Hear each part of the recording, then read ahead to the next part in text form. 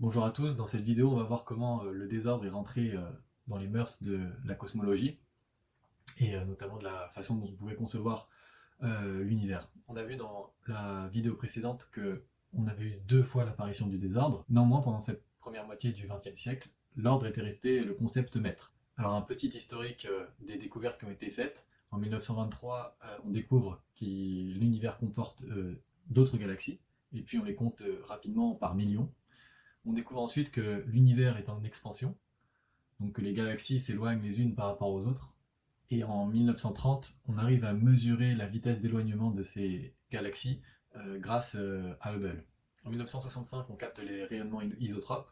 Isotrope, ça veut dire que l'intensité lumineuse de la source de lumière est la même dans toutes les directions, comme une étoile ou le Soleil. Et ce rayonnement isotrope nous vient de tous les horizons de l'univers. On interprète cela comme étant le rayonnement fossile euh, d'une explosion initiale. Et on élabore la théorie du Big Bang.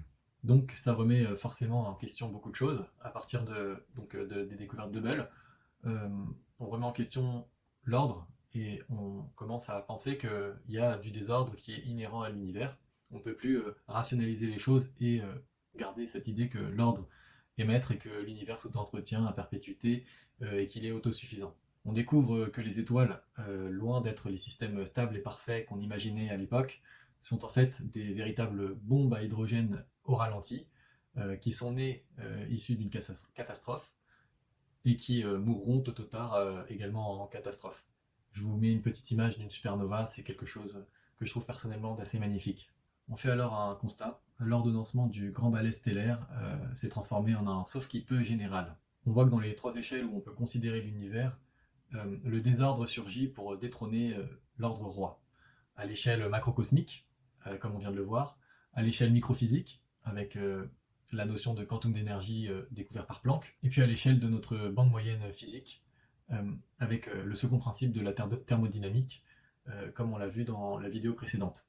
Mais bien qu'il y ait autant de désordre et autant de chaos dans l'univers, comment se fait-il que nous ayons pu trouver des lois qui régissent l'univers? Comment se fait-il que des atomes aient pu se créer, des molécules, et puis même que la vie ait pu apparaître, qui sont des systèmes qui paraissent assez ordonnés? Et c'est alors que Edgar Morin intervient et nous propose une nouvelle alternative. Il nous propose de voir les choses différemment. Il ne s'agit plus donc de voir le désordre d'un côté et l'ordre de l'autre, mais bien de lier les deux.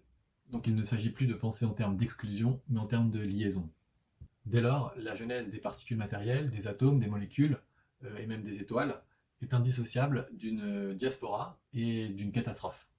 On voit qu'il y a une relation cruciale entre le déferlement du désordre, la constitution de l'ordre et le développement de l'organisation. Et c'est alors qu'un troisième visage du désordre apparaît, un désordre de création, un désordre de genèse. Les deux visages du désordre étant ceux vus précédemment, celui de l'agitation calorifique et puis celui des particules élémentaires dans la microphysique. Alors ce désordre est-il un désordre organisateur? Un élément de réponse peut nous venir de la thermodynamique, là où on avait vu que le désordre était désorganisateur dans la première vidéo. Là on va voir que à travers l'expérience de Bénard, euh, le désordre peut être organisateur. Dans l'expérience de Bénard, on prend un liquide que l'on fait chauffer par-dessous.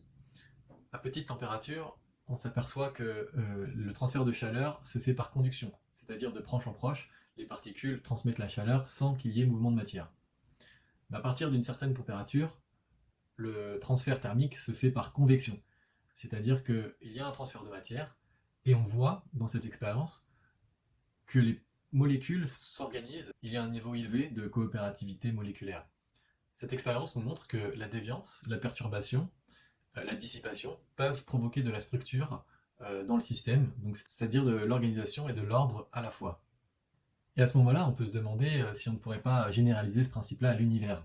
La question qui se pose, c'est est-ce que l'organisation ne se nourrirait-elle pas de la déviance, de l'improbabilité, des perturbations, de la dissipation, pour créer l'ordre que l'on remarque au sein de l'univers?